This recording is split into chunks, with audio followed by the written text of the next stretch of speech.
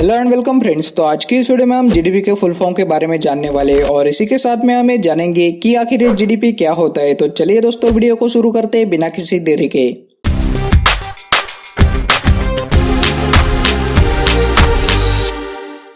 तो दोस्तों जीडीपी इस वर्ड को आपने कई बार न्यूज़पेपर या फिर टीवी पर जरूर पढ़ा होगा कि हमारे देश का जीडीपी इतना बढ़ गया है या फिर कम हो गया है। तो ऐसे समय में आपके मन में सवाल जरूर आता होगा कि आखिर ये जीडीपी होता क्या है। तो सबसे पहले हम इस जीडीपी के फुल फॉर्म के बारे में जानेंगे। तो जीडीपी का फुल फॉर्म होता है ग्रॉस डोमेस्टिक प्रोडक्ट और इसका मतलब होता है सकल घरेलू उत्पाद।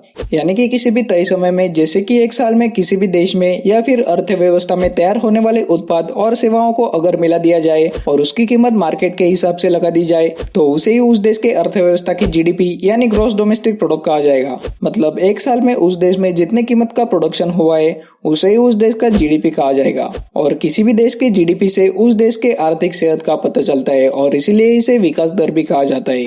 तो अब ये जानते हैं कि आखिर जीडीपी क्यों इतनी महत्वपूर्ण होती है। तो जीडीपी किसी भी देश के इकोनॉमिकल हेल्थ के बारे में बताती है। जीडीपी एक नंबर होता है जो देश की आर्थिक स्थिति के बारे में बताता है। साथ में आपको बता दें कि जीडीपी एक निश्चित समय के लिए आमतौर पर एक साल के लिए कैलकुलेट की जाती है और जीडीपी को कैलकुलेट करने के बाद जो नंबर आता है उस नंबर से अलग अलग देश के जीडीपी की तुलना की जाती है और पता किया जाता है कि दूसरे देशों के मुकाबले हमारे देश की स्थिति कैसी है। तो अब जानते हैं कि जीडीपी कैसे बढ़ती है। तो दोस्तों किसी भी देश की जीडीपी तब बढ़ती है जब उस देश के निवासी उसी देश में बने हुए चीजों को खरीदते हैं। जैसे कि अगर आप इंडिया में रहते और इंडिया में बनी चीजों को खरीदते तो इंडिया की जीडीपी बढ़ेगी। लेकिन अगर आप इंडिया में रहकर दूसरे देश की चीजों को खरीदेंगे तो दूसरे देशों की जीडीपी बढ़ेगी। तो अब हम एक एग्जांपल देखेंगे जिससे आपको ये पता चल जाएगा कि आखिर जीडीपी क्या होती है। मान लीजिए एक साल में एक देश के अंदर 10 मोबाइल फोन्स को बनाया गया और उन मोबाइल फोन्स में से एक मोबाइल की कीमत है 10,000 रुपए। तो 10 मोबाइल की कीमत हो गई 10 × 10,000 यानी कि 1,00,000 रुपए,